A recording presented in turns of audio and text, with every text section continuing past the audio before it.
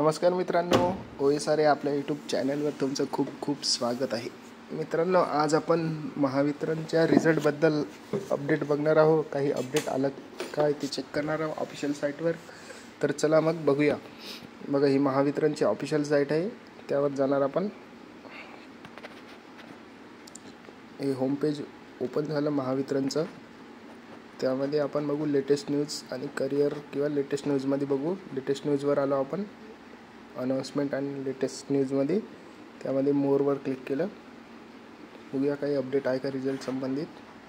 तर बघा, शेवटची अपडेट आहे 20 डिसेंबर 2024ची लॉटरी नोटीसची आहे आणि 19 डिसेंबरची आहे एक.